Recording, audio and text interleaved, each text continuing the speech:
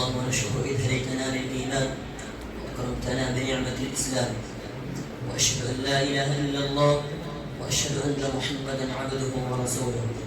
اللهم صل وسلم على نبيك محمد وعلى آله وصحبه أجمعين.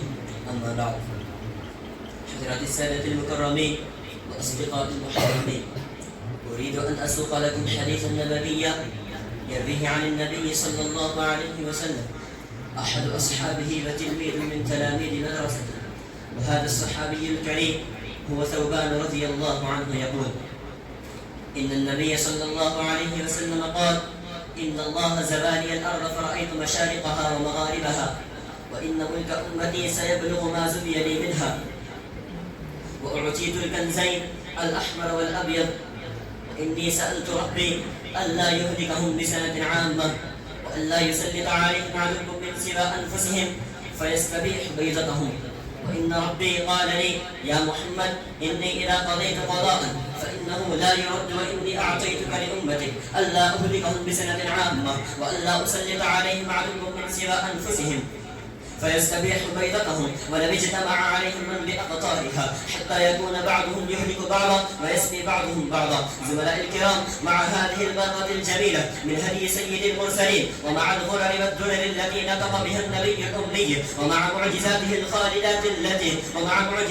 الخالدات التي أخبر عنها الصادق المصدوق الذي لا ينطق عن الهوى، يأتي البشائر تتلوها مراكب النصر لهذا الدين العظيم. فالرسول صلوات الله وسلامه عليه يبشر أمته بأن الله عز وجل سيفتح عليهم البلاد، وبأن دينه سينتشر في مشارق الأرض ومغاربها، وأن أمته ستملك أكثر المعمورة، ويدخل الناس في دين الله أفواجا. وأكرم بهذه البشارة العظيمة التي بشر الرسول الكريم بها أمته. فما هذه الخيرات وما هذه الفضائل إلا من فيض هذا الدين العظيم، ومن بركاته التي لا تنقطع ولا تنضب على مر الأيام ولا تذهب على كر السنين. فلقد أكرم الله هذه الأمة فجعلها خير الأمم، وجعل دينها خير الأديان، وأنزل عليها أشرف كتاب وقال، وهو أصدق القائلين: كنتم خير أمة أخرجت للناس تأمرون بالمعروف وتنهون عن المنكر وتؤمنون بالله.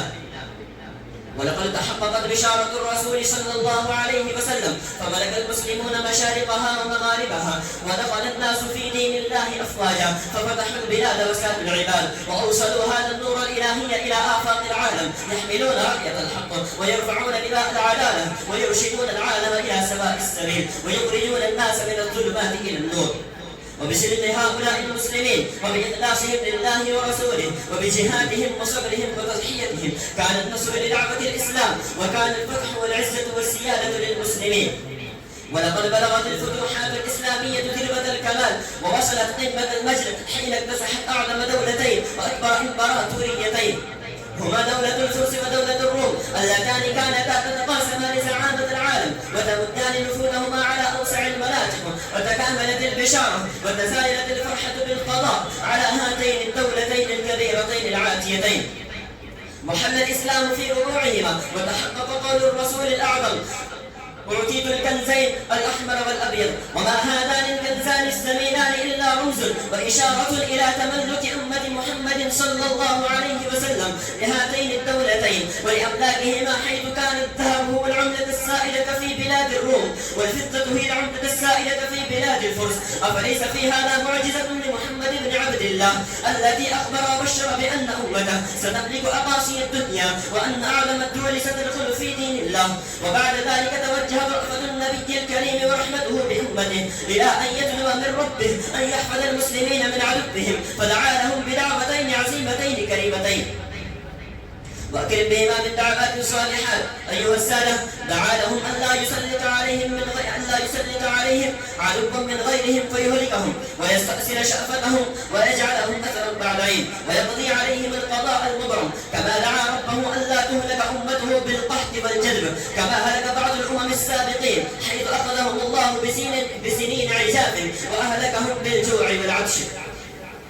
وهذه الدعوات الطاهرات إن دلت على شيء فإنما تدل على كمال شفقته صلى الله عليه وسلم على أمته ورحمته بهم. ولا عجب، فقد قال رب العزة جل جلاله ممتنا على هذه الأمة ببعثة السراج المنير: لقد جاءكم رسول من أنفسكم عزيز عليه ما عنتم حريص عليكم بالمؤمنين رؤوف رحيم. وقد استجاب الله دعاءه فمنع عنهم الهلاك بتسليط الأعداء أو إهلاكهم بسبب القحط والجدب، ولكنه أخبره بأن صيحة الفناء والدمار سيأتيهم من أنفسهم، حيث يقتل بعضهم بعضا ويسبي بعضهم بعضا، وهذا ما ظهرت بعض آثاره في هذا الزمان، وإنا لله وإنا إليه راجعون.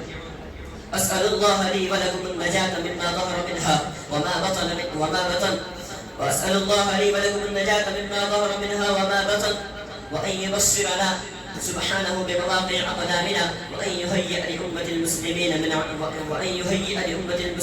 من أمرها رشدا.